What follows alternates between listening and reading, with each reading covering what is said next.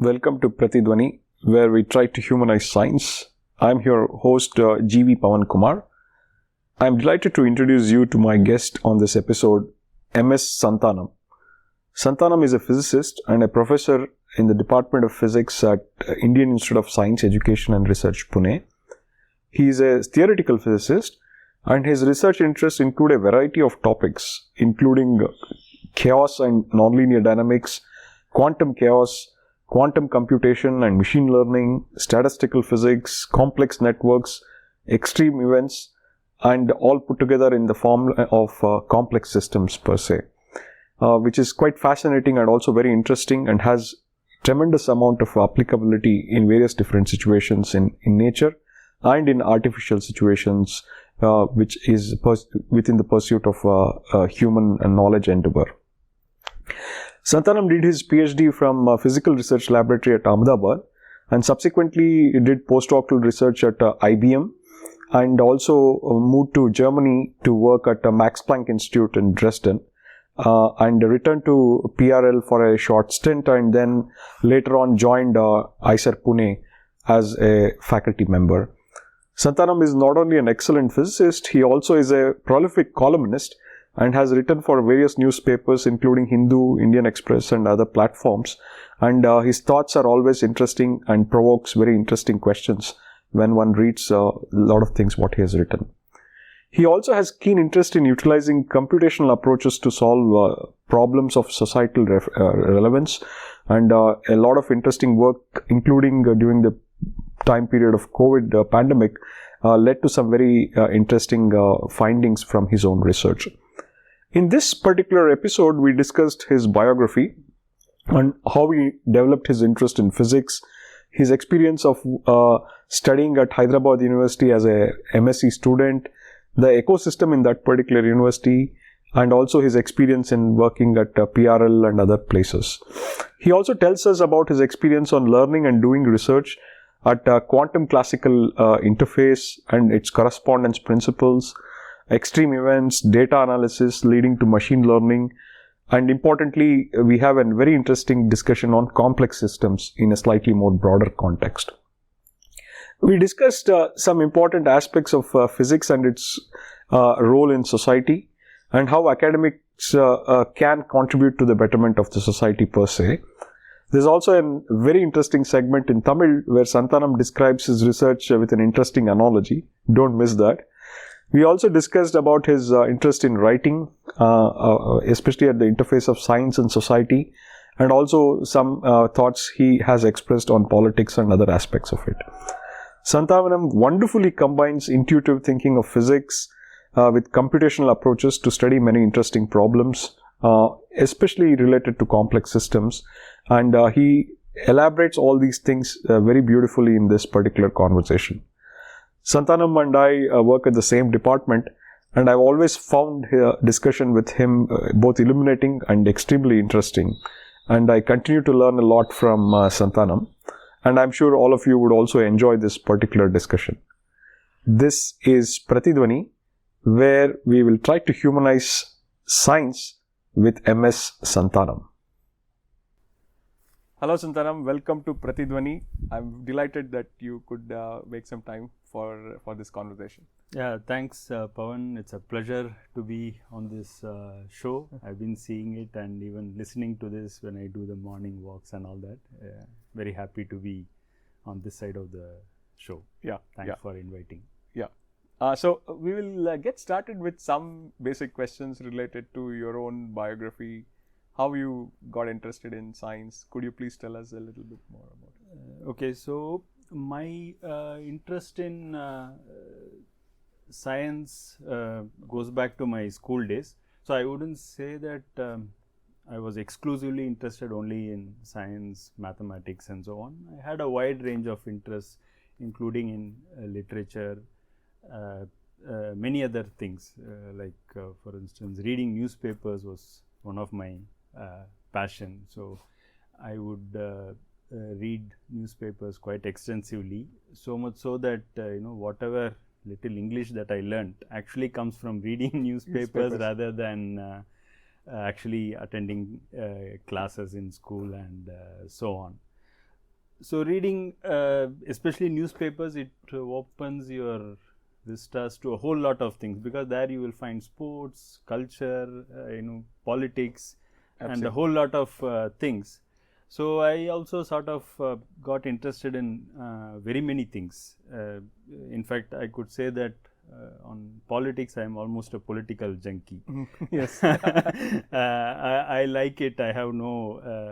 I can confess that. Absolutely. I like political debates. I mean, anything to do with that, I listen very intently. Even sometimes think about it more than I should be doing. Yeah. So that is one aspect of it. But at the same time, science did interest me. At least initially, this various small things that you could do with optics interested me quite a bit. Those days you would have these small films. I would be able to use these sunlight to and just one lens to show them bigger on any wall. These kind of things kind of interested me. And even little bit of taking data with very, very rudimentary scale, this and that, all that did interest me. So I wouldn't say that it these were the beginnings of where I thought that I should be doing PhD. But nevertheless, I would say that I had serious interest, more than just passing interest in science right from my school days. Very nice. So I should mention to the listeners that Santhanam is also a prolific columnist. I'm going to get to that particular point, and I'm not surprised at all that you got influenced to have a reading newspapers, which it still remains actually one of the very good habits to cultivate. So that is not just reading newspapers. The place where I was born and brought up in Chennai, it's in North Madras, one of the most congested localities of Chennai. Very close, not too far from the Chennai Central Station. So much so that you can even walk to the station. In fact, once I had to go to, I think, Bombay or Ahmedabad, I don't remember, and I went all the way to the station, forgot the ticket. So I went back home, got the ticket, and could go. There was enough time to do all that. Yeah. So the point was that actually that was a place where there would be all the time these political meetings. Nice. Various political parties that dominated the landscape of Tamil Nadu, which even continue to do so today. Like DMK, ADMK, Congress, BJP is a more recent entrant there. Yeah. But all these political parties used to have continuous stream of meetings, especially during the elections. You would see that there would be huge crowds, major stage set up for that, and pretty much I think I can say safely that I have seen all the major political leaders of Tamil Nadu come and speak there. Wow. Okay. So to some extent, I didn't understand everything that they said. Content-wise, of course, they always spoke in Tamil, which I understood. But content-wise, it's not that I always understood, but it was like a big mela. So as a kid, even I've been seeing it from my third standard, fourth standard, that it was an event I looked forward to. Interesting. And so, in fact, one of the things I observed over the years is how they present various topics to the people. There are things that I know what they say is completely false, but still the way they present makes it very attractive to people. So over the years I realized that more than the content, it's the style of speaking that sort of attracted me over the years. A little bit of that I sort of imbibed in things that I do over the years. Wonderful. So you are now growing up in Chennai, and the general influence in that particular place was more towards also studies. Like, what was the kind of environment at your home? Okay, so at my home, in general, there is this usual emphasis on education, and that was always there. And we had some amount of books at home. So I was the one who could read anything, in the sense that even if on a boring afternoon, like I read somewhere that if the only book available to you is salient aspects of iron and steel industry in India in 1960s. Okay. I would still sit and read that. Even though really that's probably the most boring and probably doesn't concern me at all in any ways. But if that's what is available, I would still at least go through this one. Nice. So that kind of attitude was there. So many magazines and occasional books that I could lay hands on, I could read. But I didn't have these usual kind of children's book that later my own kids were reading, and I actually read at that time. Like for instance, I later liked this Shikari Shambhu. Nice. But when I was myself growing, I haven't seen these kinds of books. Very nice. But in general, so I was open to reading various kinds of things. So in that sense, I think there is an atmosphere of keeping up on reading something. That was an emphasis. Nice. So most of the time when children are growing up, they also have influences not only in terms of the science, but also a lot of other things like art, music, and sports and other things. Yeah. Were you interested in any kind of things like that? Sports wasn't quite my interest. Occasionally, I did play now and then, but I didn't have a very serious interest in sport. Much later, of course, during my PhD days, I did play volleyball reasonably seriously, at least. Okay. But before that, I did not spend much time with any of the sports. But otherwise, in terms of any other activity, I had an active interest. So, used to listen to Carnatic music or even devotional music and things like that. Those were of interest then, and even now of interest to me. Very nice. Yeah. I find at least some aspects of those music very, very uplifting. Absolutely. When you're really down, you just put it on, listen to it. I think you get to a very different level altogether. Yeah, the power of music is something extremely untapped in the sense. Absolutely, that's right. Yeah. Very nice. So now you are finishing up your school, and you're going then to college in Chennai? Yeah, that's right. So I studied at Loyola College. So which was, so at that time my interest, again, even till then I wasn't very clear that I should be doing my PhD and become a scientist. So I was still considering like writing an IAS exam and all that. Yeah, anybody who reads newspapers will come. Yeah. So even my mother, of course, she likes that I should have written an IAS exam. Yeah. Loyola College, there used to be this, I forget the name, a kind of IAS forum or something. Okay. Where essentially people who aspire to take that exam, it's like a club of people who aspire to take. I used to attend those meetings. But slowly I was seeing that my interest in physics was increasing. Day by day. But the other one was not decreasing that much. But the real turning point came when I went to Hyderabad University. For masters. So until I was in Loyola College, I was underaged for civil services exam. So I was waiting to get to 21. And when I actually got to 21, I had lost interest. In that. That was the change that Hyderabad University did. I think it was amazing set of teachers. Absolutely. And the environment there. So which finally led to so even though in fact Hyderabad University is a good place even if you want to pursue IAS. Absolutely. It has one of the beautiful, amazing library and so on. But still my interest by then had changed. So I never ever attempted civil services exam after that. Okay. So I would say like by the time I reached MSc, it was somewhat clear to me that I should probably continue in physics. In physics. So now you're going to Hyderabad University, physics department, some of the stalwarts, right? Yeah, exactly. And could you tell us? It was an eye-opener in many ways. Okay, okay. So even by the time I finished my time at Loyola College, I thought I should go to a bigger university.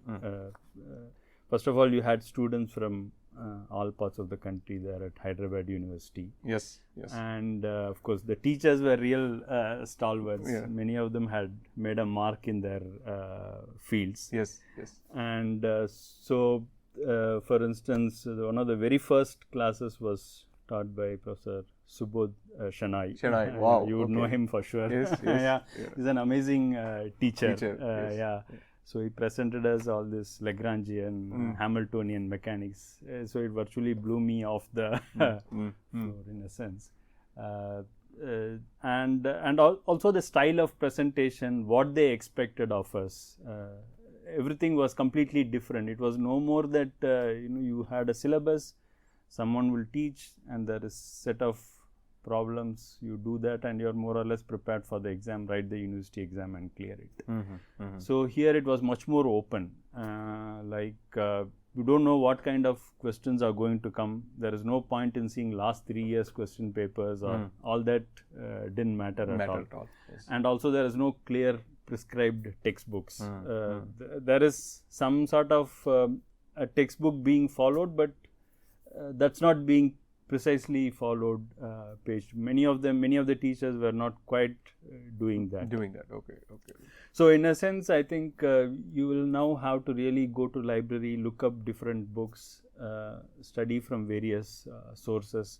So this idea that learning is not simply based on one syllabus, certain set of blueprint questions and answering them correctly, that is a big eye-opener at Hyderabad. Yeah. And also the fact that many of the teachers were very active researchers there. I think slowly I started seeing what is all possible. So we had another teacher by name Professor V. Srinivasan. I don't know if you've heard of him. Amazing teacher, but at the same time someone who would take the students to task. Okay. For anything ranging from very silly questions to difficult questions that you may ask of him. Okay. So many students were sort of afraid of him. Okay. But generally a nice person otherwise. But a little bit unpredictable. When you ask him a question, he'll say, "You are not even fit to do 12th standard. I don't know why are you here in this class." So anyway, so we went through this kind of grind. Okay. Was G.S. Agarwal also? Yeah, so he was also he was there at that time, and in fact the reason I chose nonlinear dynamics is because he actually Professor Agarwal taught us non-equilibrium statistical physics. Oh, okay. It was a special subject. Not everyone had to study in our batch. Only those who chose theoretical physics as a specialization had to study that.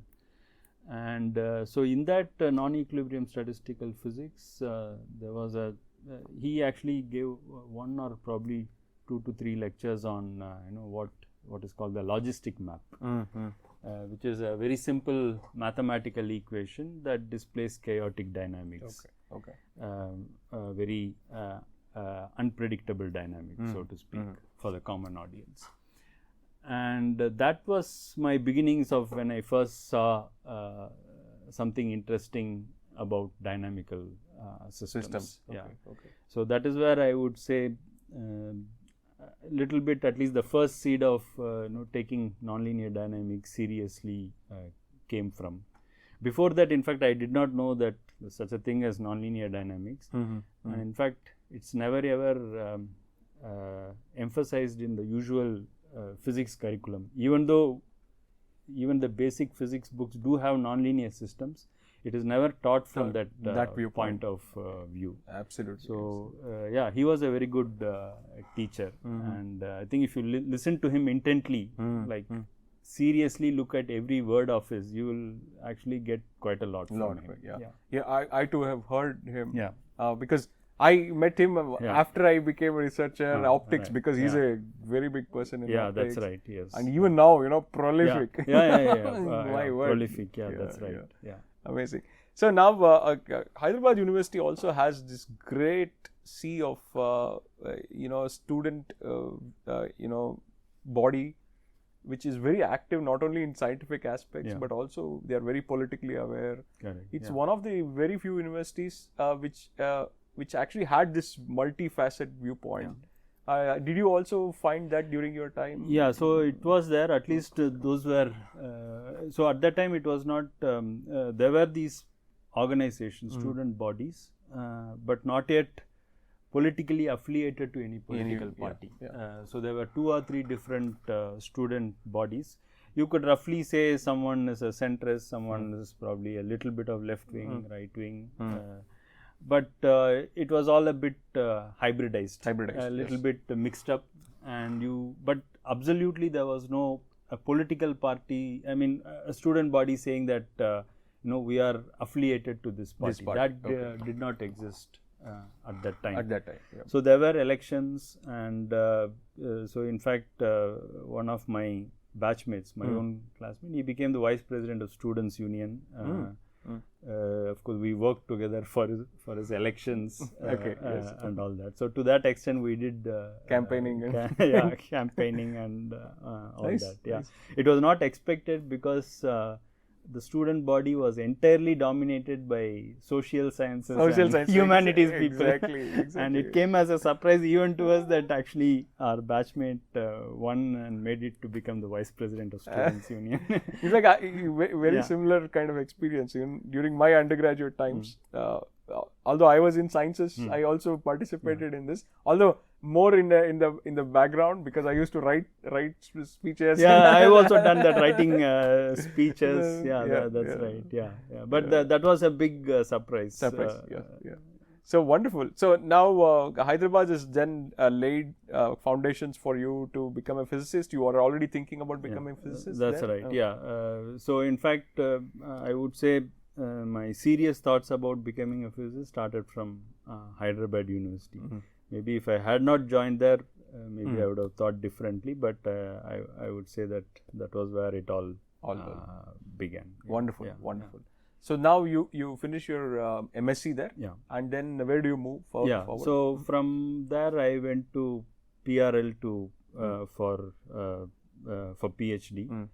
And I got in a few places but this was one of the places where nonlinear dynamics was being done. Even though at the time I did not know much about like what are the various strands within nonlinear dynamics,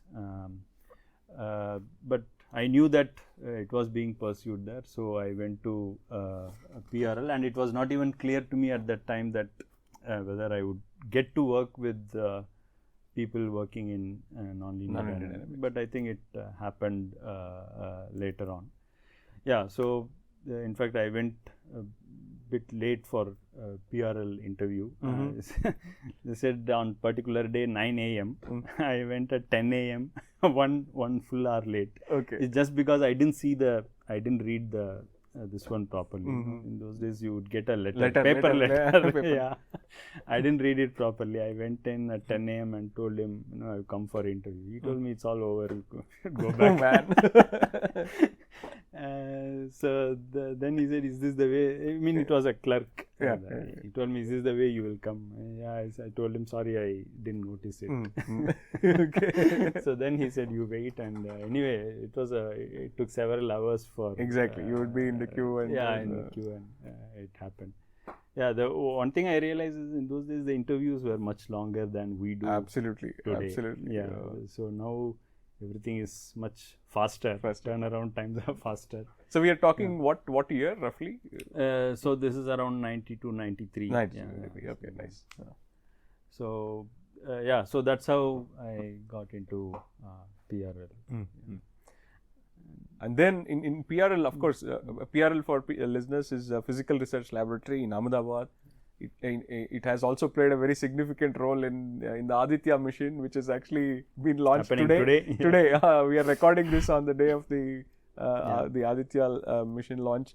hopefully everything actually is going to work out. So how was your experience? Maybe I should say that India's entire space program began from PRL. Yes. So in fact, Vikram Sarabhai, who is considered the father of space program, so you'll be surprised to know that at the age of 28 he started PRL. Amazing. Amazing. So at that is the time when most people are looking for their postdocs, maybe typically, and he had the audacity to start an entire research lab dedicated to space research, and even tell India that no, we'll be sending satellites. And how well amazing. did he do it? Yeah, exactly. Amazing. That is amazing. Of course, the only thing to be going for him is that he comes from a rich family, affluent family where they did have money. But still, even looking at it from that perspective, from that perch, for him, it is still an audacious thought in 1940s to be able to think that no, I will start a research lab and even think about sending satellites. Absolutely. In fact, initially I was not knowing all these facts, but after going to PRL, learned quite a lot. Yeah, absolutely. An amazing personality. Amazing personality. And in fact, now there is also an interesting post which is circulated around social media where Rabindranath Tagore writes the recommendation. Recommendation letter, for him. Yeah, for him, right. You can also see that people were not too judgmental that time. It's an important part of it, right? Yeah, correct. And he clearly mentions that he's coming from a very affluent family. Yeah, that's right. And he'd be very good fit for Cambridge. He was University. very different because all his family was involved in business. And in fact, the Sarabhais were among the top 10 business houses in India until about 60s. Wow, okay. Only later, others got replaced. But they were really big business houses. Yeah. So I think the entire of Sarabhai's family, Vikram Sarabhai, his sister and others were very different. If you read their biography, amazing set of... Absolutely. Yeah, in fact, PRL continues to actually do so well. There are so many interesting things closely related to physics, and there's a lot of excitement there. And so what problem did you work there in terms of research? Yeah, so of course first year we had coursework, and initially again I must say, even before going and answering your question, PRL is another bigger eye-opener for me. So when we went there, we were not treated like research scholars, like students anymore. PRL is such a place where the very first person who came and taught us, he was teaching us astronomy. In the first year course, you have to study many things. Astronomy was one of them. Yeah. He said, my name is Umesh Chandra Joshi. You can call me Umesh or Chandra or Joshi. So there, in PRL actually everyone called everyone only on first name basis. Very nice. So we were never differentiated and separated as students. So much so that I'll tell you, in 1993 or so, I think SLV3 or I don't remember which one. There was a very successful satellite launch. So by then PRL is of course part of ISRO. So they were actually giving a watch to all the employees of ISRO. We also got it. Wonderful. Even though we actually didn't contribute anything at all for that project, it felt nice to be part of a larger family, and they actually took us seriously, and even we got that watch. Amazing. Still, I prize that watch. Yeah. Absolutely. It had that figure of that SLV3 in the dial. Yeah. Wonderful. So now the foundations for nonlinear dynamics is laid in terms of the research problem. So what problem were you interested in? Yeah. So initially, so as part of the coursework, we had to do a small project as well. So I looked at this logistic maps in a little bit detail, and that is when I studied seriously what is chaos and all that. And after that, we completed the coursework. I approached Professor Vijay Shure, saying that, so he was working on what is called quantum chaos, which is what I was interested in. And I spoke initially. He said, we need a huge amount of computational facilities. so it's not clear we will get. So in case you want to pursue some other area, please go ahead and do it. He wasn't too enthusiastic initially, which is again very different from nowadays, but he did not show much interest. But next day again he called me. We had a short chat the previous day, then he told me this, think about it, and he sent me back. But next day he called me again when he saw me somewhere else. And then he said, if you're still interested, yes, let us give it a shot. Wonderful, wonderful. So that is how I got into it. So there the core problem that we were looking at is technically what would be called quantum classical correspondence. So this is something goes back to the so-called correspondence principle in quantum mechanics. So it says that in some limit of quantum mechanics, you should recover classical mechanics. So typically it's in the highly excited states and so on. And there are ways of exploiting this. So there are very well laid out connections between classical and quantum mechanics. The so-called WKB method is one of them. But there are more deeper connections. The WKB method itself would work only if your system is regular. It's an approximation essentially. Approximation, and the system has to be regular in the classical sense of the term. That means that the dynamics of a particle should not show any unusual stochasticity and so on. But suppose if you had a nonlinear potential in which the particle is no more regular, you don't have nice periodic orbits, but a typical trajectory would be essentially chaotic, very much like a realization of a noise. In that case, what do you do? What happens to correspondence principle? So that was the question. So we looked at essentially what is the manifestation of classical chaos in quantum systems. In quantum systems which are classically chaotic, we know that for sure. And classical chaos is very well defined in terms of Lyapunov exponents, and there are a whole lot of other quantities you can calculate, and that's reasonably well understood.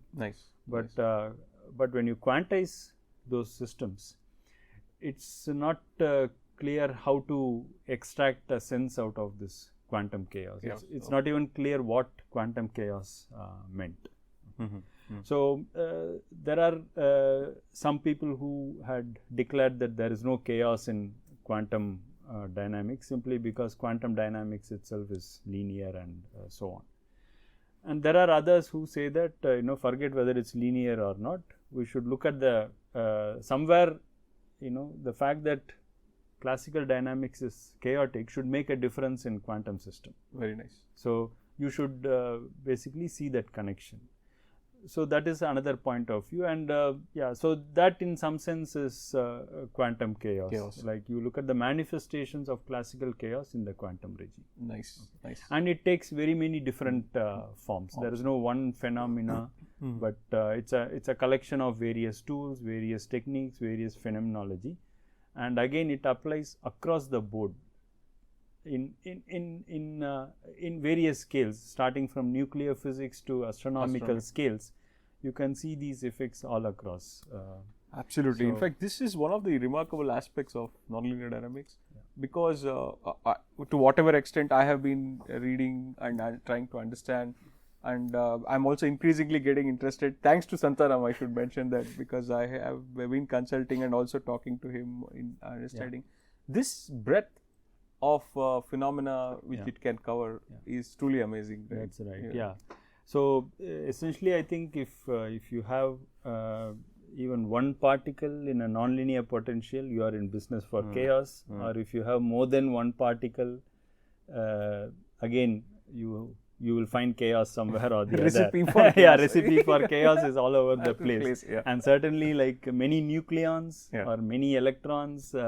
And so on is certainly a recipe for chaos. You just need to look for it. In fact, there is a kind of a saying which says that you don't actually need to define nonlinear regime, right? In fact, most of the systems actually are already nonlinear. Yeah, that's right. You have to then only define only the linear regime. So I think it goes back to in some sense our perceptions of what we see around us. Yeah. Like for instance, you see every day sun rising more or less precisely, with a gap of 24 hours. Yeah. There is a moon rise. Yeah. And the earth goes around the sun in roughly 365 days and so on. All this kind of induces a sense that everything must be predictable. And maybe there is regular motion can be associated with every particle. Nice. In fact, I think this is completely misleading. Absolutely. Yeah. In fact, most of the cases, including our solar system, over very long time scales of millions of years, it is not going to survive. Right? It is sort of known. Absolutely. So I think in some sense we are led by our short-sighted what we see immediately. Absolutely. So thankfully, nature has tuned the parameters to set it up such a way that it is sort of stable currently, but no guarantee that everything that we see around us working so precisely in clockwork fashion will continue to do like this forever. Forever. Absolutely. So now we're going to go forward with your career trajectory. Now you've kind of completing your PhD, and then what is the further step you take? Yeah, so when I was completing my PhD, it so happened that IBM research division, they started a research lab in India inside IIT Delhi. Nice. And a few months before I was going to start writing my thesis, so one of my friends showed me advertisement in newspaper that that they want PhDs. So both of us applied. This is in 90s? 98. 90s. And so both of us applied, and after that we forgot about it. It took quite some time, and suddenly one day both of us were called for interview, and we had to go to Bombay. So we went to Bombay, we attended the interview. Turned out both of us got a job offer at IBM research division. And so some months later, I went to IIT Delhi and joined there.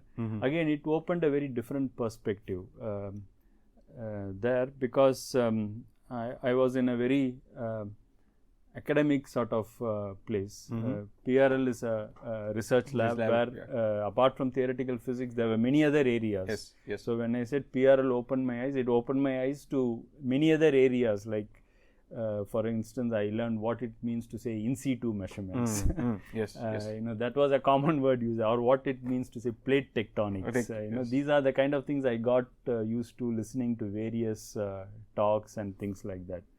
In fact, I tell even students and others. So at that time, I would attend the talk, even if it was not in theoretical physics, not in my area. I would attend many of the talks. And sometimes much later, sometimes when you're doing some other problem, it would strike you that someone actually said that there was some technique. You can always go back and look up again. You may not remember every detail. But at least you know that someone seems to have solved a similar problem somewhere, maybe in some other context. So that I found very useful. Absolutely. So that kind of broadening of horizons so I got some understanding of what it means to do research in atmospheric sciences, earth sciences, and astronomy, and many other areas. Likewise, when it was in IBM research, many areas of computer science which I was not even aware of, theoretical computer science, things like what is NP-hard problem, what is polynomial type problem. So all these were kind of new to me at that time. So I learnt a whole lot of theoretical ideas as well as many other practical questions that people in computer science work on. Because there the biggest groups were essentially working on e-commerce problems and many other problems at that time. So that was another kind of new ideas that I was exposed to at IBM research. Yeah. And also the fact that I learnt a lot about IBM itself. I think they have a huge and very important contributions have been made in fundamental physics and fundamental sciences. Many things like idea of fractals, contributions in high temperature superconductivity, for which Nobel Prizes were awarded. So they have a string of such contributions coming from IBM research lab. So it was nice being part of that ecosystem in some sense, and also learn. There was a lot of emphasis on patents there. Okay. So even though many people would publish papers, but patents were equally important. In fact, they have a tradition of also thinking on problems which have become very important even now, like artificial intelligence, pattern recognition problems. That's right. So at that time, that blue gene was a big hit. It is a very big thing. Yes. It was thought to be a major advance. So I think that's a precursor to today's artificial intelligence and the machine learning and everything. So now you're finishing IBM stint, and then you're so I could have continued in IBM, but I thought that somehow beyond a point, I thought it was a bit saturating. Okay. So then I went to Max Planck Institute as a guest scientist at Dresden. That was a very theoretical physics-ish place. So in some sense, having gone through these variations in many things, at Dresden it was like I'm on a more familiar territory. Yes. That's right. So it was a place where a lot of nonlinear dynamics was done, quantum chaos was done, condensed matter physics, biophysics, and a whole lot of pretty much what we would call low energy physics. So there was no high energy physics, there was no particle physics, string theory and stuff like that. But other than that, most of rest of the areas were represented there. Okay, nice. And it was also a theoretical physics place. So there were no experimental groups there. But what I found was that a lot of people there did work with experimentalists. Dresden itself had 3 Max Planck institutes. But people did work very closely with the experimentalists. That was the biggest difference that I saw with respect to my experience in India. In India, everyone worked more or less independently.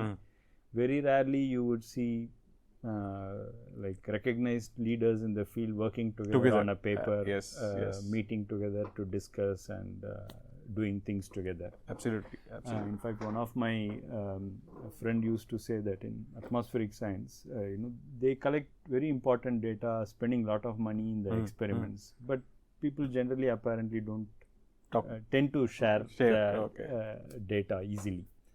But when someone from abroad comes and says, I am writing a review article, they would all go ahead and voluntarily give that data. Okay. So that I found was very different there.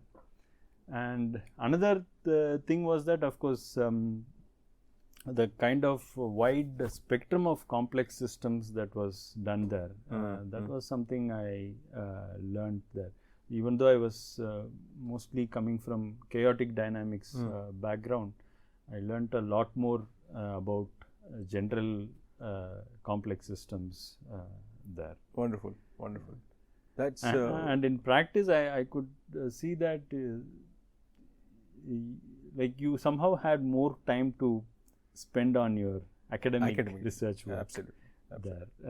I think in India, even now it looks like it has gotten worse in the sense that once you come to office, there are like so many people coming to you for this, that, and all kinds of things.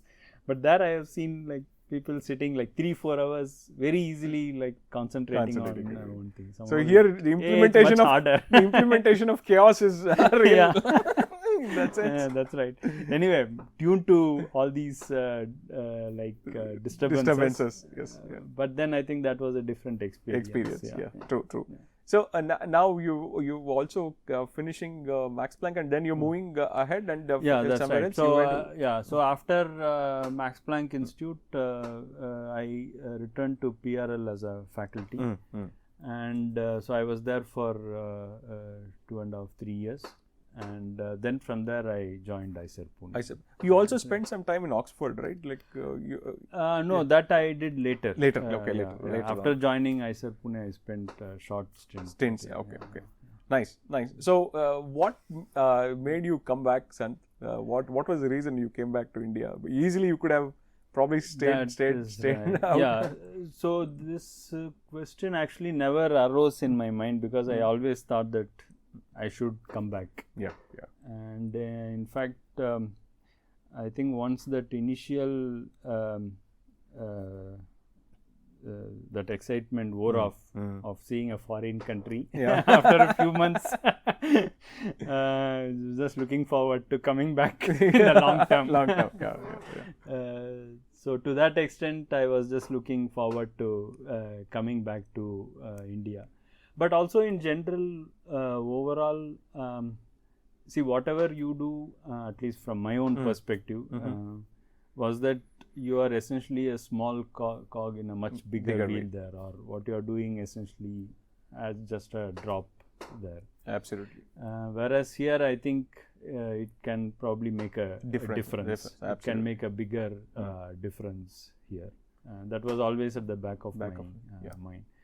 Whether it actually happened or not, but that was one motivation. Very nice. So, you joined IISER Pune when? 2008. 2008. Yeah, because Santhanam was one of the earliest faculties who also... before me there were about 25 or more people. Yes. That's true. From today's perspective, yes. From today's perspective, in fact, that's it's already a very early days, so to speak. True. Yes. Because I recollect even as late as 2010, when I joined IISER, the whole faculty meeting was actually on a coffee table. That's right. We could still meet in a smaller room. Then used to have it. So now, what was your experience having kind of moved into IISER Pune, new institute? How was your kind of experience then? Yeah, so it was again very different from what I saw in say PRL. PRL is one kind of place where projects are important, and you don't go about writing projects to DST and such bodies. You could do your own thing. Research is the main focus.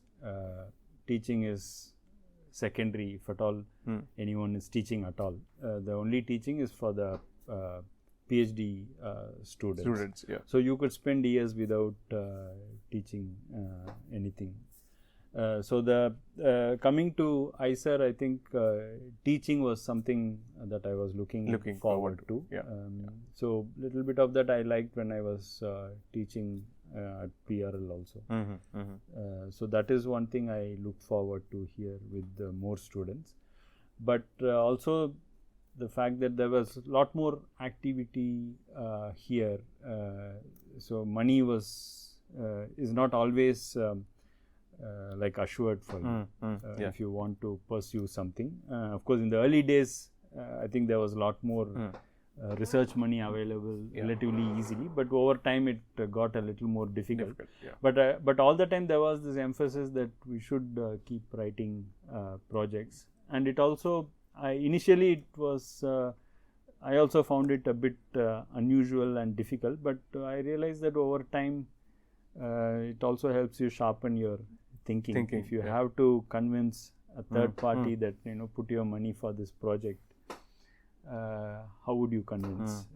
So you need to write it in a compelling way, which means that you need to put in extra amount of thinking. It's not enough to have a nice idea, but it needs to be also presented in a compelling manner. So these were major differences that that I could see. Very nice. So now we're going to shift towards a research aspect of your work and kind of problems you are interested in, questions you are interested in. Could you tell us a little bit of your current research interest and questions, what you're interested in? Yeah. So in general, I still continue to work on quantum chaos problems, but over the years I've also started working on complex network. Yes. So now if I have to describe in maybe 2 words my research area, I would say complex systems, because that covers broadly pretty much everything that I do. The idea of complex networks is you have many units, so you can think of, for instance, a large number of people, each one interacting with your neighbors. Sometimes you're talking to someone far off from where you are. What are the emergent possibilities when you have such an interaction and such a collection of nodes? So at a mathematical level, you could write it down as a complex networks, as a mathematical abstraction, a collection of individual units, and they are connected by some edges. Yes. And it turns out that a whole lot of systems can be described like this. At this level of abstraction. You can think of railway stations connected by rail lines, or airports connected by air routes, and so on, or power distribution network, internet. A whole lot of such things can be connected. And the interesting, at least from a physicist perspective, interesting thing here is what are the various emergent phenomena. So you can put in various units at the nodes, and if they try to interact with one another asymptotically, after a long enough time, what are the various patterns you would see? Okay. So one of the things that interested me, again, it was because of my work at Max Planck Institute. The group I was working with of Professor Holger Kantz, they were interested in these extreme events. So they had done quite a bit of extreme events on univariate time series and so on. So after I came back, I was thinking about looking at extreme events on complex networks. So that is one line of work that I still continue to do. So extreme events is something like droughts and floods. These are examples of extreme event. Or you have these power blackouts. Any such catastrophic phenomenon is an extreme event. So the whole idea is to again treat it at a higher level of abstraction. Don't worry about the fact that flood occurs because of some reasons, power blackout happens because of some other reason, but is there some holistic way of looking at all these together? So that is one line of work that I do, like asking questions about what are the probabilities that extreme events can happen, and if extreme events does happen and we have no control over it, will it finally collapse the entire network? So that's what happens when you say there is a power blackout. Typically it starts with some problem in one particular transformer of the power distribution network, and that's not able to handle the load, so it conks off, and it transfers the load to the neighboring ones, and now they are not able to handle it, and so they also go down. So it cascades, and very soon a large area loses power. So these are essentially questions about when we do it from a physics and mathematical perspective. This is a question about resilience of the network. Is the network stable under perturbations, under the perturbations induced by extreme events? Very interesting. So this also has very interesting connections to laboratory experiments. You also have collaborated with many of our colleagues in the department.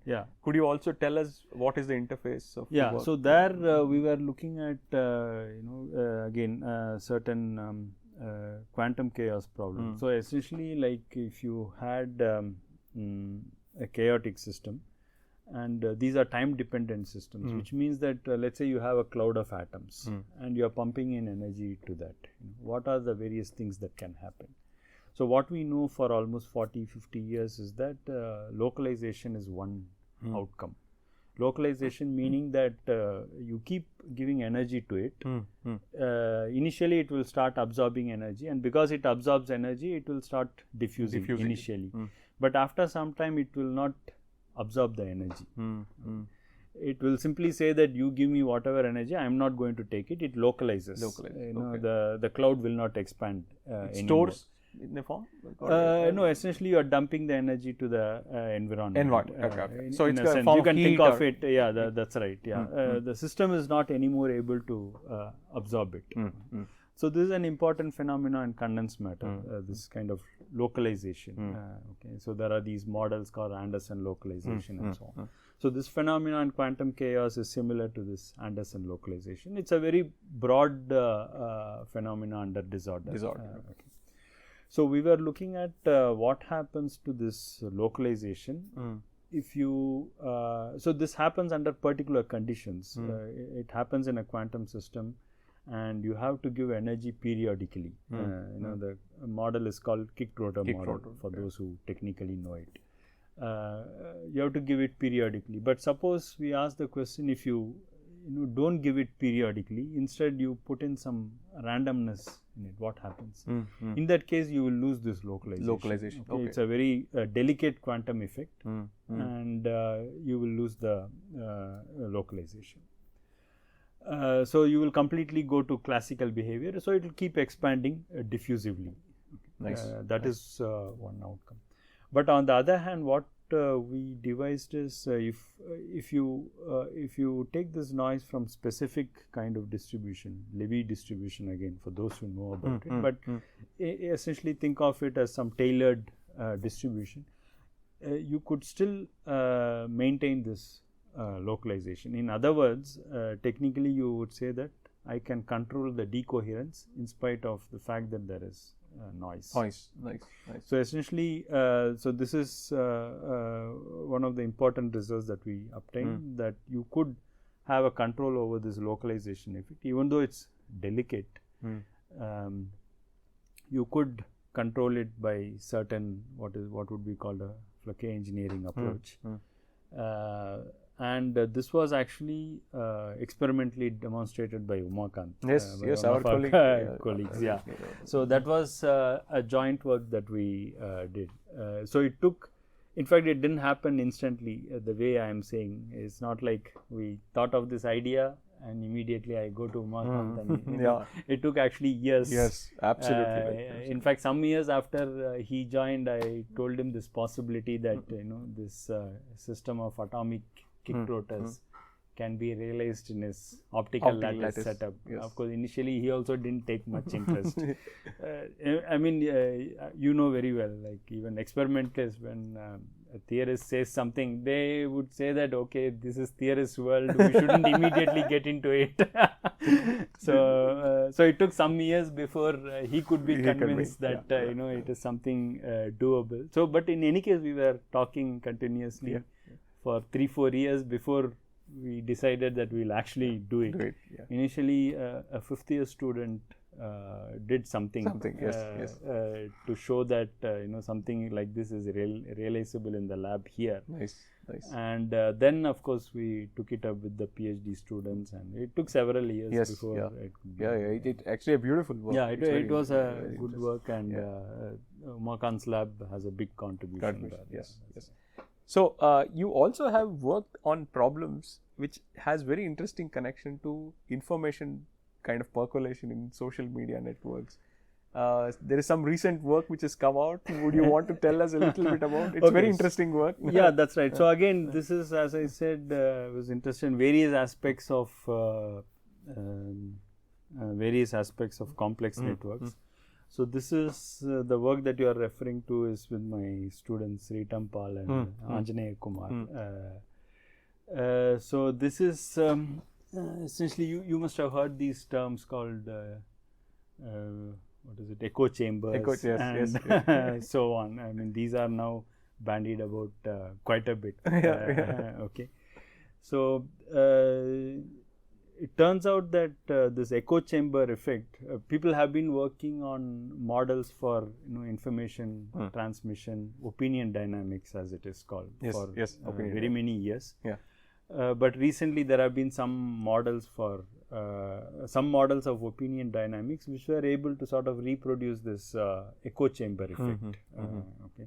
So in other words, if you are part of this grouping of people who are essentially like-minded, your opinion again gets kind of echoed again and again, and it looks like to you, from your perspective, it would look like as though a whole world is essentially believes in your opinion. So in a sense, you are part of that echo chamber. So this also is connected to the localization, what you were talking about? No, this is not connected to, because that one is purely quantum effect. Yeah. Even though there are some classical localization effect, this is not quite connected to that, at least not in any obvious way. Okay. Yet. Yeah. So what we were seeing is there some way by which you can moderate this echo chamber effect? So when you have an echo chamber effect, one of the things that happens is that if you can measure opinions, you will see that there are like two strong what you would call polarization. People are polarized on left and the right. You take any issue, there are always two sides, and there would be like a huge number of people on one side, another set of people on this side. Nice. Almost that making it appear as though there is no meeting point at all. Okay. So what we were looking at is to ask the question: is there some way by which we can moderate this radicalization? This polarization of opinions. So what we were able to show in that paper is that if you can intervene, randomly nudge a few people by showing them the opposite opinion, you can actually reduce this polarization. Wonderful. In a world without social networks, it would be hard to do. It is not clear, not easy ways of implementing. But on a social networks, it's not too difficult, because all you need to do is to recommend a few posts. If it's on Twitter, maybe a few Twitter posts of a different opinion. Okay. So that people would see the point of it also. So what we showed is that you don't need to make large scale changes. You don't even need to intervene in a very large scale way. But even if you intervene like this, just show this kind of a very opposite opinion to a randomly selected few, that is sufficient. You don't even need to select people with the high connectivity or anything, like that. But I don't know whether social media networks would like to do that. Yeah, I don't know, because they actually survive on these kinds of radicalization and polarization and everything. Yeah, because I think their probable, this is again a kind of speculation, is that their intention is actually to get the engagement. Yeah, and exactly. The engagement I think is today, exactly. Everyone wants more engagement, more likes, and so on. And I think maybe, unfortunately, I think everyone thinks that only way to get that is through giving extreme opinions. Yes. In fact, if you say that, I agree a little bit of this side and a little bit of that side, maybe you are not as much popular if you are a moderate. Absolutely. In fact, that is also an important problem in the way you can take physics and project it into, let's say, social networks. That's right. So in fact, this involves a whole lot of physics ideas which we do without using all these you can use all these terms like polarization, radicalization, but at some level you can see this as essentially dynamics on networks. Absolutely. It's all some kind of diffusion on a topology of networks. For a physicist. Very fascinating. Very, very interesting. There's also quite a bit of work you did in collaboration with some of the other colleagues during the COVID period. Could you please also tell us a little bit about... again, so there it's again a different form of dynamics on networks. Okay, the question is the following. The question is somewhat easier to state. If let's say that during the COVID times we were all worried about the spread of COVID. So the question is, let's say that I know that a certain city in India, let's say Pune, for example, is has the first case of some infectious disease. It doesn't matter whether it's COVID or some other infectious disease, but let's say that an infectious disease was first reported in a city like Pune. Okay. Now, the question we wanted to ask is, when will it reach all other parts of India? Like when will it reach Bombay? When will it reach Delhi? Maybe Chennai, maybe Silchar and such places.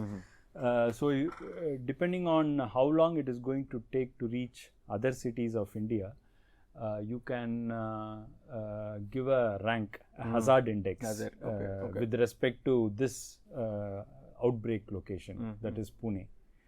So, you could say that with respect to this outbreak location, Mumbai is number one, which means that this is most likely to get it. And maybe next one might be Kolhapur or whatever. So, you can actually rank every other city in India. Nice. So, here was what we did is, so I will not actually talk so much about the equations that went into it. But in terms of what we did in practice, we took all the mobility networks in India. We have the railway network, air network, and the road network.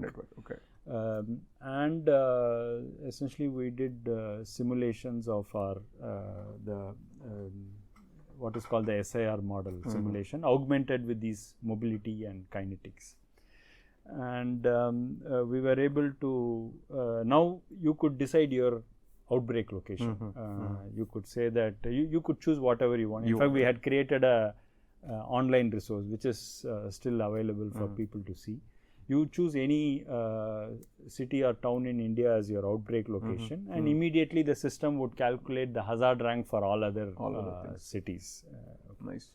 And here we aggregated data from all sources. All the 8,000 plus railway stations, the railway network, close to 100 airports in India. And so that was a huge work of collecting all this data and running simulations on that. And finally, we were able to produce this hazard map. So the interesting thing is that, so here me, Srijit and Sachin Jain. Yes, our colleagues. So there was a call for special COVID grant from SERB around the time COVID had started. And if you remember, that was the time when our lockdown started. Yes. So then we were thinking, what is it that we can do? You know, given that we are not from biology or all this, what is it that we can contribute? So out came this idea that let us characterize the hazard index. So again, it's another. So in physics terms, this is another dynamics on the networks. See, that's the amazing part of this universality, right? That's because right. That's something which is quite truly amazing. Correct. I think even among physicists, not everyone realizes the power of universality of some of the physics models.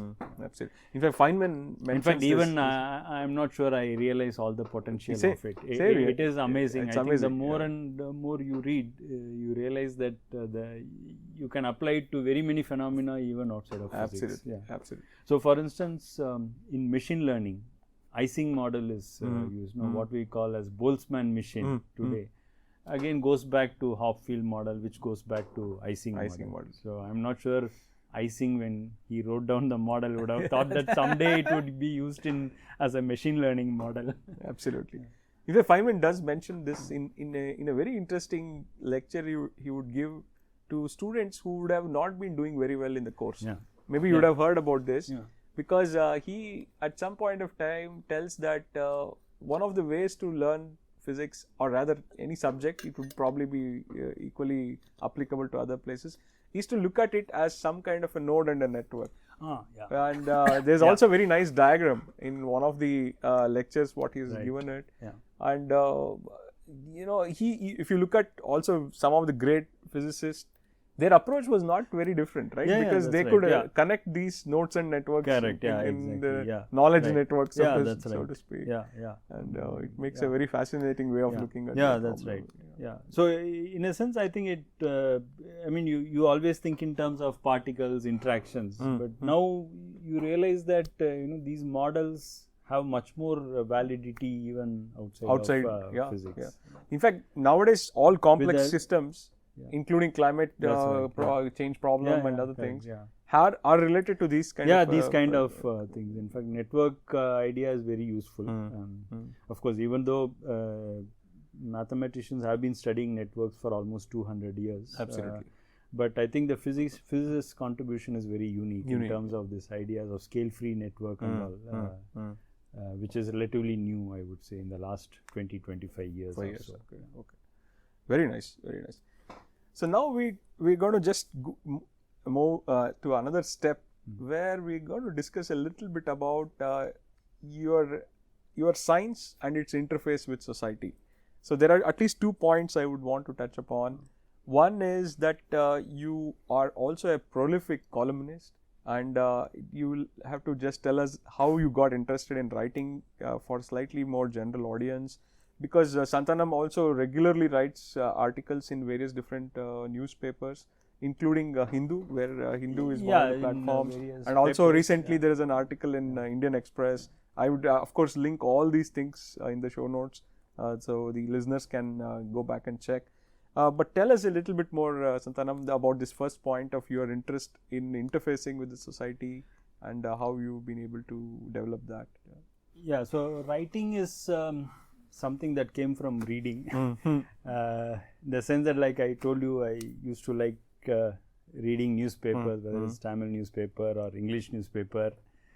And since then I thought maybe I should also write something, but never got down to doing it for the longest time. But I've contributed to like college magazines, and we used to, when I was at PRL, we used to have a students a magazine. I used to write a gossip column actually. Interesting. So of course people would look forward to it to see if their name appears there. Very interesting. So I was interested in writing, just that I never somehow did it for a longer period of time. So I don't know why it happened suddenly, but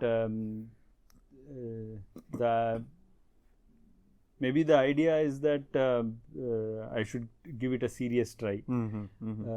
So I started, I mean, every time I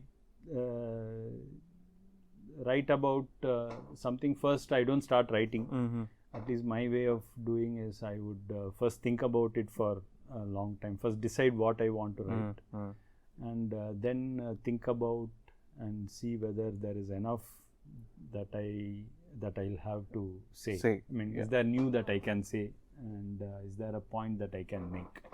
And if there is a point I can make, I think about it, and finally I put it in writing. So, but in the formulation phase, you collect data and you do something like that? That's right. I do a little bit of background reading while thinking about it and so on. Yeah. Okay. Otherwise, I realized that it takes long time to write. Right. Yes. This is not just about writing, for newspaper or any such article, but even when I realized it the hard way while writing for technical papers for journals. You're right. When the results are very clear in my mind and I have very good clarity on what I want to project, it just takes me like few days to write the paper, at least the first draft clearly. Yeah. But there are cases where when I start writing, I am not even clear what is the main result, but nevertheless I've started writing the paper. It drags on and on for months together before I come to a particular point. So that I sort of have learned the hard way. It's kind of pre-writing, right? Because it's kind of pre-writing. That's right. Because most of the time you would be driven by data, because in sciences especially that is the way you would think about it. Right. Yeah. And you would be churning this information in your mind. That's right. Yeah. So in fact, very interestingly, so there is this editor of Tamil satire magazine, Tuklak, Show Ramaswamy, who used to tell about K. Balachandar, who is one of the doyens of Tamil film industry, a great director. He would say that, like, before the movie is made, much before everything, in his mind's eye, that entire movie would have run. Wow. And he essentially rest of it is simply to get the actors to do that. So it's kind of envisioning. Yeah, envisioning. So I used to think, where is all these great music, of Ilayaraja, A.R. Rahman and whoever, where is all this before we hear it? Yes. I'm sure that it's, they have heard it before. Right in their, inside them. Absolutely. So I realized over time that is an important aspect of imagination. Even I think when we do research, an important component is that we need to envision beforehand where we are headed. Yes. Otherwise, we are basically going in circles and looking for suddenly something does it come up. Even that is there is value to that as well. Yes. Serendipity. I think you've written about it. Yes. Yes. And many great outcomes have been because of serendipity. Absolutely. But also, I guess sometimes this also paves the way. Imagination. Yeah. I So think essentially, whatever I write, I do put some amount of thinking beforehand. Yeah.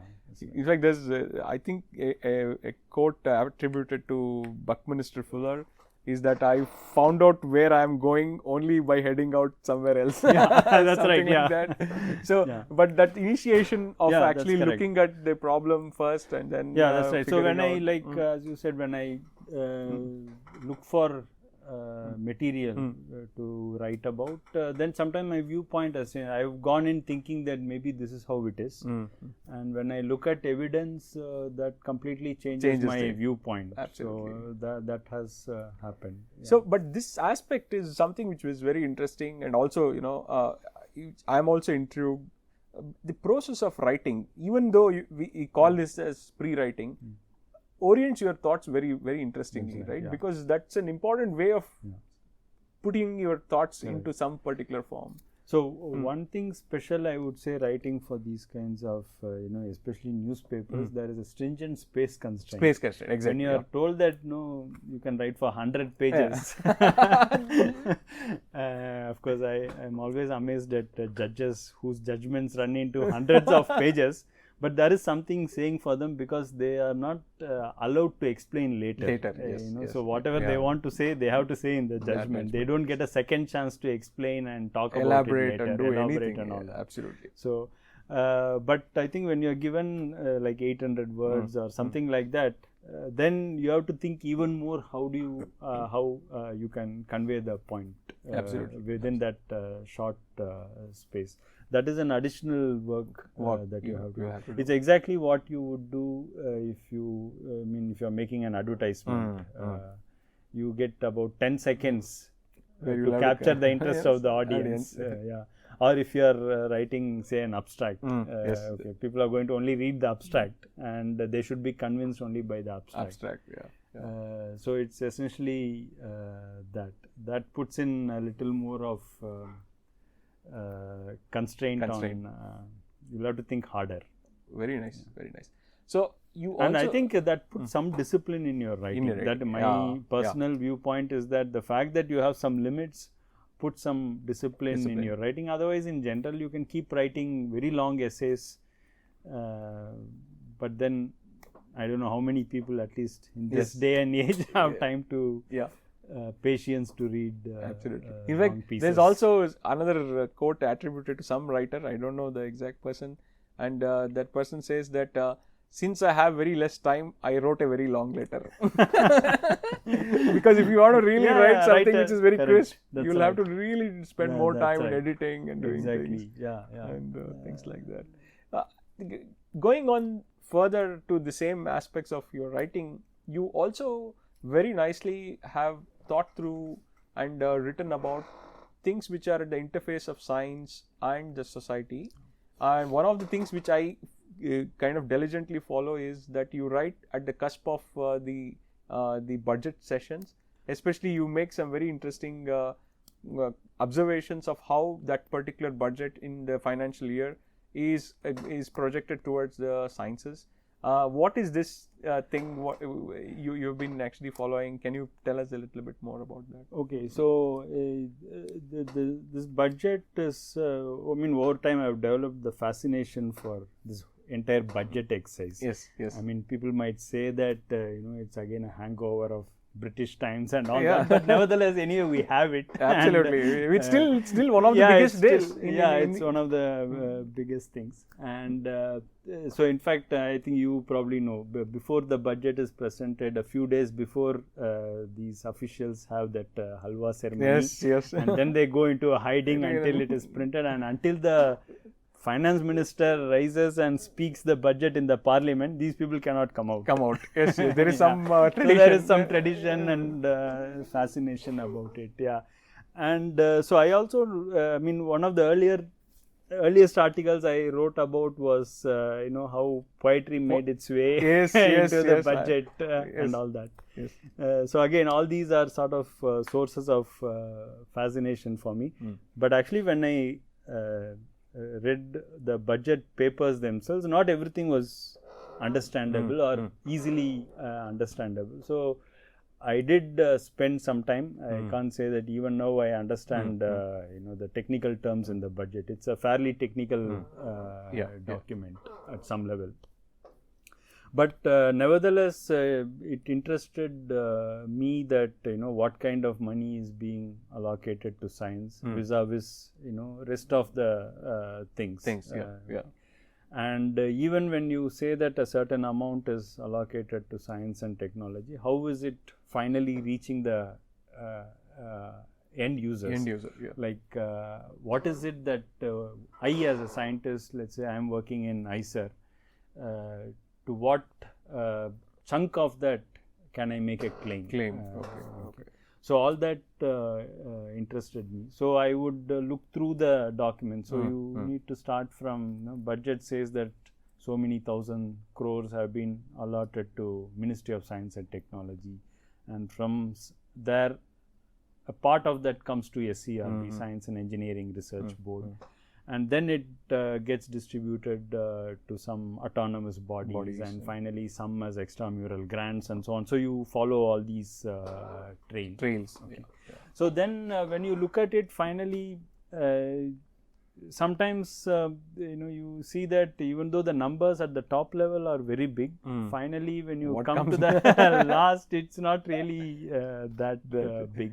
Yeah. Your training as a complex physics person has helped. You follow this. Exactly. You follow this trail of network, money network. It's essentially a complex system. It's essentially a complex system, and it's a huge optimization problem from a government's perspective. They have various heads under which they want to allot, and there is no one optimal solution. The finance minister is essentially juggling between various heads. Very interesting. So that was my interest. Finally, how does it reach and where does it go? So you also expressed your thoughts on Anusandhan National Research Foundation. More recently. Right. Could you want to just tell us a little bit about the kind of at least the summary of what is the point? The summary is that really speaking, we don't know much about this National Research Foundation. There are some top level headlines that, let's say, 50,000 crore is to be allotted by the government over the next 5 years, which translates to 10,000 crores per year.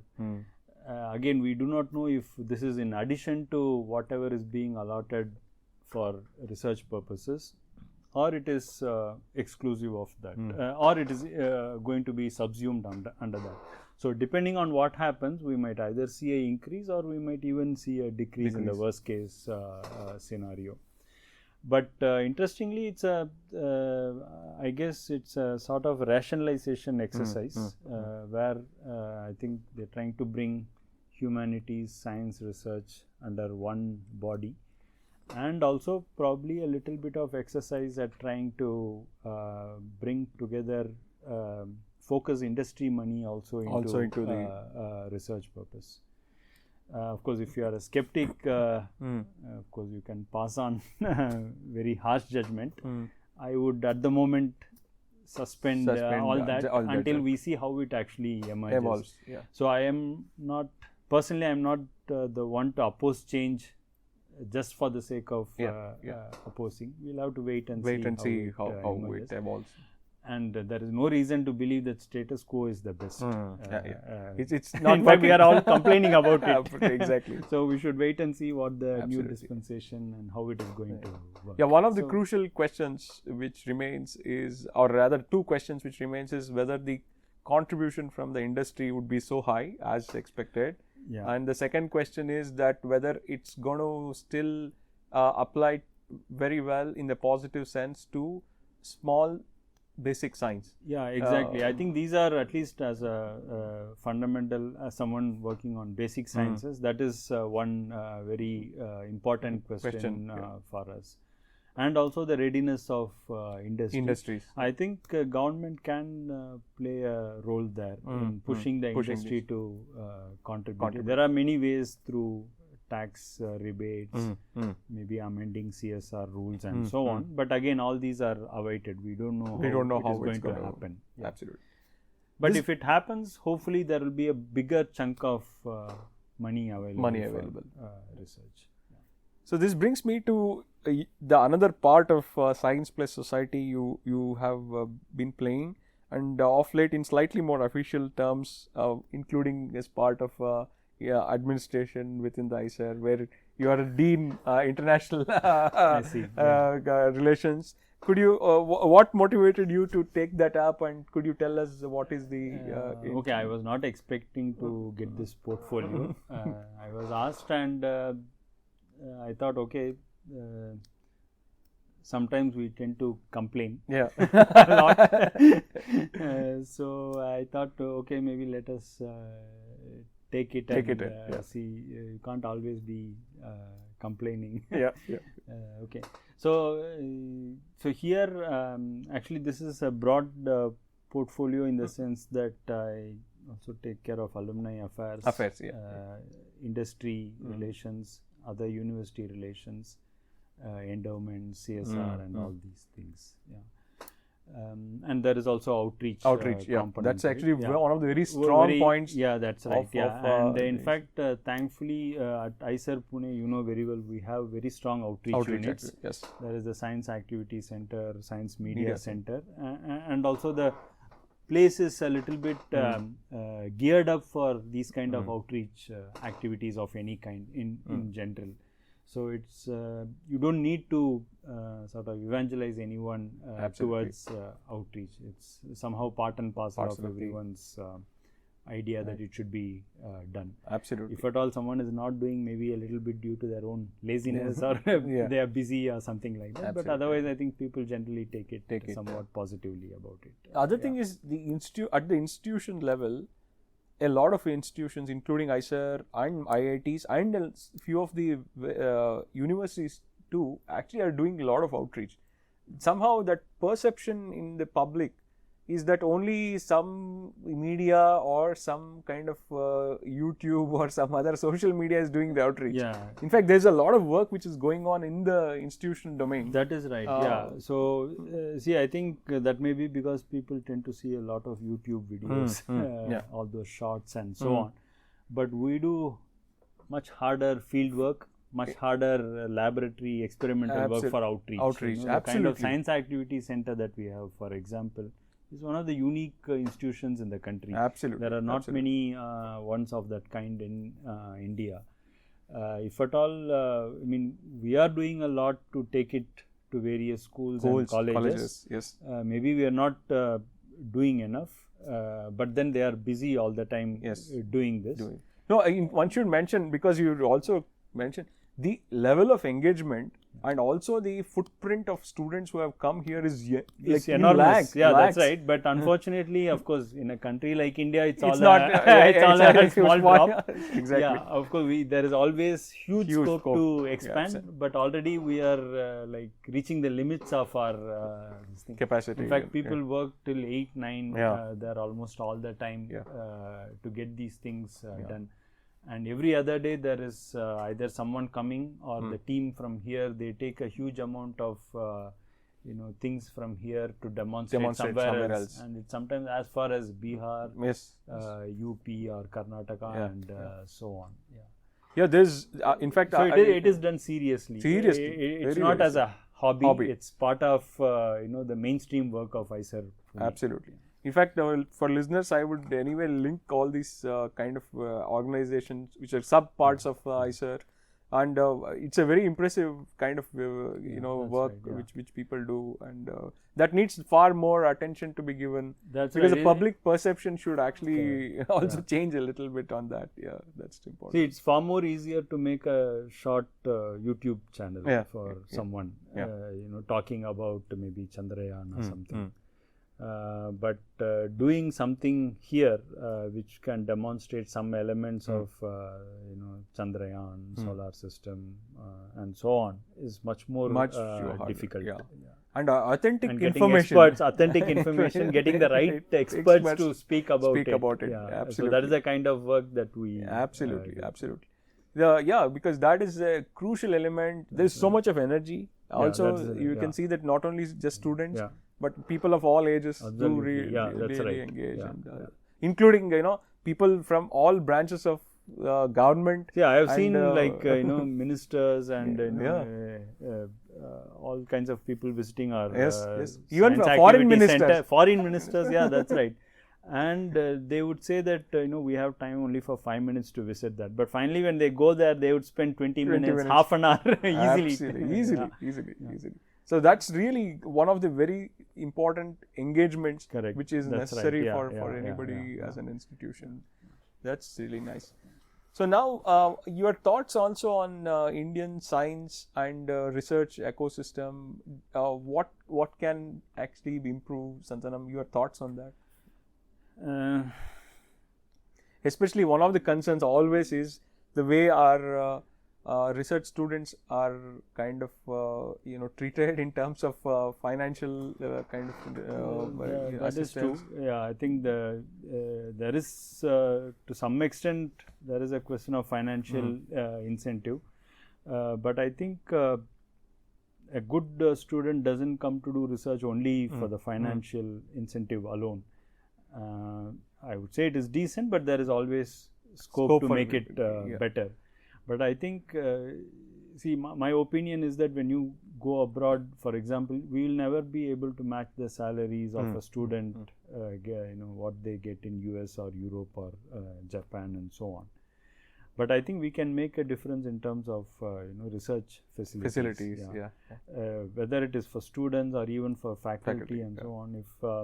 If you can cut down on amount of administrative chores, that might require maybe adding a few more people to help in administration, or looking at some of the processes to cut down on very unnecessary steps.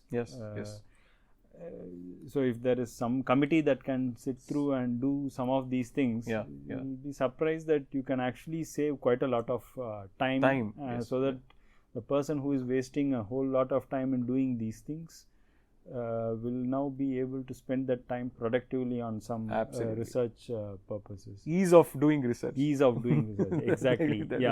In fact, I think going from IITs, IISERs to colleges, I think the situation gets worse. There are even more people who are interested in research spend time on very unproductive nature of work. Because there's sometimes duplicating what you're doing in one place and then putting it on some other website and all that.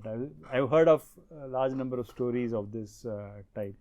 With a little bit of help from technology, with a little bit of help from some more additional people, we give jobs to them. Exactly. You can cut down on a whole lot, but in return you are going to see a huge increase in productivity of scientists. That alone will make the ecosystem very productive, and that will help. Absolutely right. Fixing a few such things, which in my opinion is low hanging fruit. It doesn't require to spend a lot of money. You don't need to spend crores and crores for doing. And not much training also is required. Is required. Some of these will go very far in fixing the problem. So given the fact that we can never match the salaries, we should be able to match or even better the working conditions. Absolutely. It's a very, very good suggestion. a more feasible solution. Yeah, more feasible solution. Yeah, because because our salaries are coupled to government salaries all across, the state government, central government. I realize that you can't increase everyone's salary. Absolutely. And also selectively, it's not a good idea to increase the salary of only faculty in IIT and ISRO. I wouldn't say that we are privileged in any way. I think we should be in equilibrium with our environment. Absolutely. So the easier thing would be to, I think, improve the working conditions. In fact, see, there is so much of potential and also reach at the universities. That's especially right. State universities. There are many, and if they have kind of made to work in normal conditions, it doesn't require correct. Drastic. The number of positions that are not filled in many state universities, which are faculty positions are vacant. Yes. Admin positions are vacant for years together. And yet, for example, if you see some of the students who join us to do research, they come from these kind of ecosystems and do very well. Yeah, they do very well. Outstandingly that's right. Well. See, in fact, even going further, students and others going from India, we often say that they shine when they go to US or Europe or some such place. It's not that things are very different, just that the ecosystem is exactly. You provide an enabling environment. And you will see that things happen. That enabling is the key word. That's right. That's a very well put aspect to it. I hopefully things. In fact, even of IISER Pune, that is what I think. We may not be better teachers than a veteran teacher in some other college. Absolutely. For someone who has taught for 40 years, probably would teach a statistical mechanic better than. Absolutely. But I think it's the enabling environment to the students that they can ask questions, they can try various things, and no one would say anything of them. Exactly. That makes a big difference. Big difference. Absolutely. A similar kind of thing should be done at the level of research. Just throw out things which are non-essential. Absolutely. It needs a change in the mindset a little bit. And it's not an expensive solution. It's not as you yes, exactly. I agree with you. Very nice.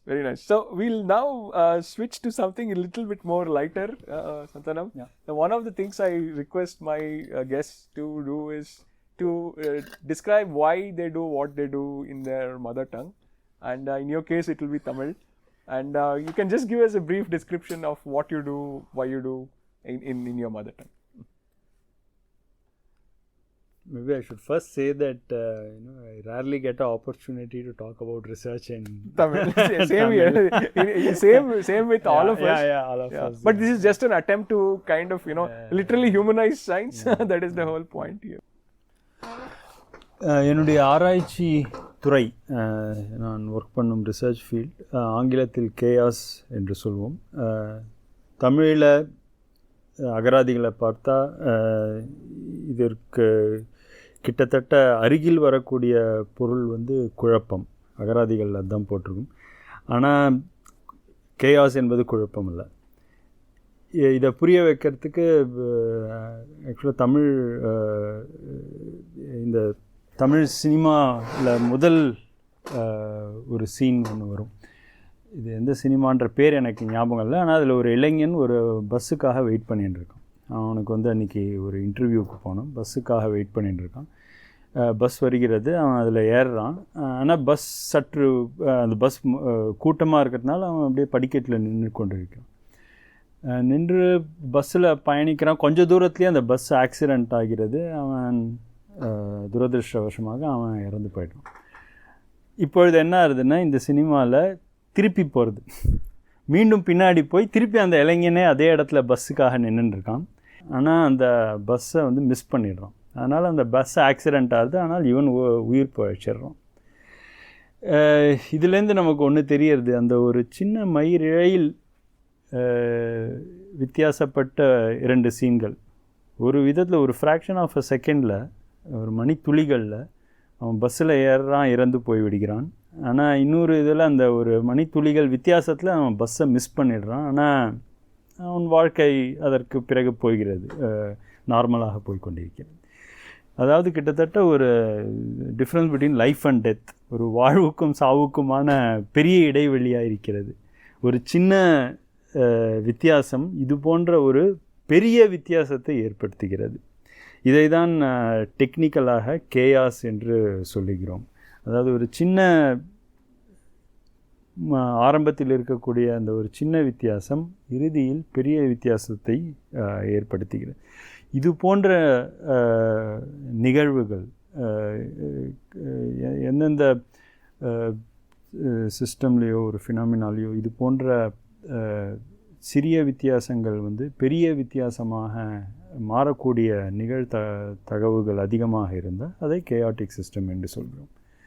இப்போ கிட்டத்தட்ட எல்லாமே chaotic system தான். கிட்டத்தட்ட நம்மளுடைய planetary system, ஒரு சூரியன், 9 கோள்கள், இல்லைன்னா ஒரு கிரிக்கெட் பாலில் விளையாடுறதோ, இல்லைன்னா ஒரு கடிகாரம், இது போன்ற எல்லாமே ஒரு மணி இருக்கிற கடிகாரம், இது போன்ற எல்லாமே ஒரு கேயாட்டிக் சிஸ்டம் தான். என்னுடைய ஆராய்ச்சிகளில் இந்த மாதிரி கேயாட்டிக் சிஸ்டம்களை பற்றி நாங்கள் ஆராய்ச்சி செய்கிறோம். அது தவிர wonderful. I did a somewhat imperfect translation of what I did. No, but I could observe that initially there was a kind of a slow process, but later on you probably got into the groove, right? That's simply because I think you're not used to doing this. Yeah. Wonderful. And it is also a real challenge, right? Sometimes really because these technical terms like chaos, like I was trying to say, I use the word kurappam. In fact, actually, if you put chaos in any Tamil English Tamil dictionary, the Tamil version it will say kurappam. Oh, okay. Actually, that is kurappam is actually more confusion, not chaos. So I do not know what is the correct. I have searched many times. What is the correct technical term for chaos in Tamil, and I haven't seen any till now. Do you write also in other languages? Though in fact I can write, I have not written in Tamil. In fact once I wrote actually, so that was about this rockets and all that. I did write, but that was in a Tamil magazine, but it doesn't have an online this thing. Nice. Yeah. Wonderful. So we are almost kind of coming to the conclusion. Before that, I would request you to give us some recommendations of some books, literature, art, music, anything which you like. It need not be only about the research work what you do, and of course we can add more information in the show notes also later on. But can you just give us some recommendations? What has motivated, what you like, or what you are reading, anything like that?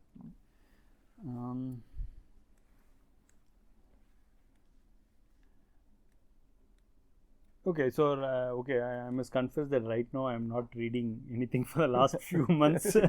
It's just been too busy to. If I can even read the papers that come in archive, I would be happy. So I have not been doing much of outside reading for the last few months. But before that, I think in the last, let's say, 2 years, one book I read was. The one I recommended for library also. It's called Veerappan Chasing the Brigand. You know who it is. It was by the chief of that special task force, Vijay Kumar. He is the one who wrote that book. So that book is like a thriller, I can tell you. Oh, is it? It's like seeing actually movie. Nice. I was amazed at the way the book was structured and written. So normally I read slowly. I don't read the books in like one go, or I'm not a fast reader. I generally like to even look at the way the style of writing and everything. So I read it very slowly. But this one I had to read fast because it was like, what's happening next? You want very to gripping. Yeah, finally what happened, of course. But then I think there was so much of detail, and it was very gripping. Yeah, and also the way it's like. I also thought maybe that's how the movie scripts are written, to keep the this one. So that's one book I liked among the things that I read recently.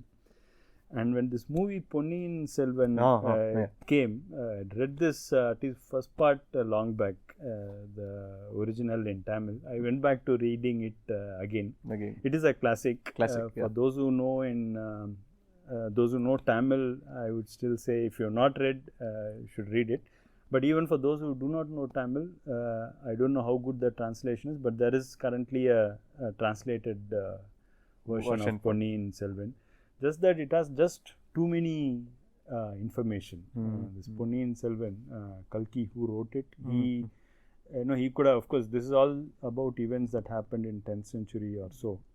But still, he actually traveled quite a bit in Tamil Nadu and Sri Lanka to see the places where it happened, and then he wrote. So you see much of the description and a whole lot of information about various things in the book. Again, it is also very, very gripping. It's not a linear storytelling. It's again a technique I loved after reading Kalki's book. An amazing novelist. And among music?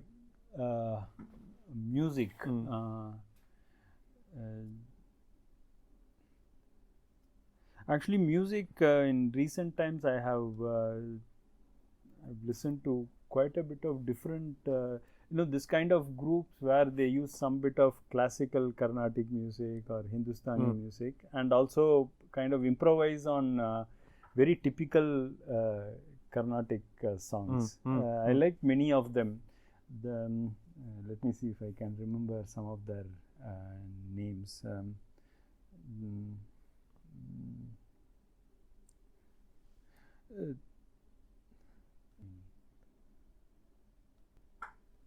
Yeah, so as far as music is concerned, there are these legendary musicians which anytime I like MS Subbulakshmi and so on. And in fact, sometimes during when I do the morning walks, I listen, and it's very soothing, uplifting experience as I see. But in more recent times, there are some very unusual musicians I have heard, like this Raghu Dikshit, who I think probably sings many of Purandara Dasa's kirtis with in a very different way. That's right. It's quite catchy. Yes. And then there is this guy Mahesh Raghavan. And then of course a host of Carnatic singers, and of course people like S.P. Balasubramaniam. That's right.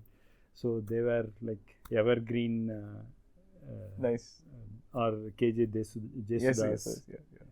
They are legends. Always have been very kind of big in South India, especially. So now, finally, Santhanam, what are your future and upcoming projects or any kind of initiatives you're taking? Could you tell us a little bit about it? So since the last 2 years, one of the things I thought I should do, apart from what I've been doing in quantum chaos, we will be looking at many body problems, a whole host of localization, delocalization, quantum information, quantum computing related aspects. That is going to continue, and we'll also be looking at many questions related to extreme events, complex networks, and so on. But one thing that I consciously thought I'll start doing is to look at data seriously, start looking at available public data, see what can be done with that. Okay. A small effort in that is what we discussed about. Railways always fascinated me. Yes. I mean, that is one of my interests. I've always thought that I should do something with the fact that there are so many stations, and still like traveling in trains.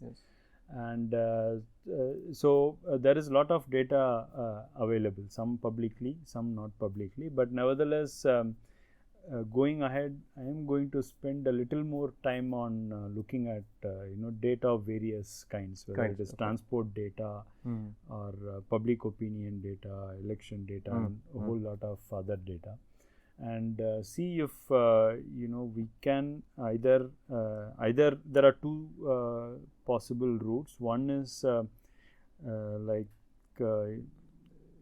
just describing them in terms of models which may or may not come from physics. That is one possibility. And also see if we can say something useful. It's one thing to look at some data and look at universality aspects, which is a very typical physicist kind of perspective. but it may or may not be useful in practice. Yeah. But I also want to focus on that part of it. If can we say something that is useful in practice, and maybe if I can say, I want to see if I can even pursue that to logical conclusion, in the sense that pursue with people who might be able to implement it. You know, often you know, we do things and it stays at laboratory level. Yes. But let's see if that is also possible. That's right. So in general, yeah, I would be happy if some of it actually goes out of academia. Writing papers is one thing. Yes. But goes beyond that and makes some impact at all. Yeah. Fantastic. All the best for your future ventures. Thank you. Let's see how far we can do that. Yeah. I'm extremely thankful to you for spending this time. Yeah. As usual, it's delightful, and it's always pleasure talking to you. Same here. So this is Pratidhwani, where we try to humanize science.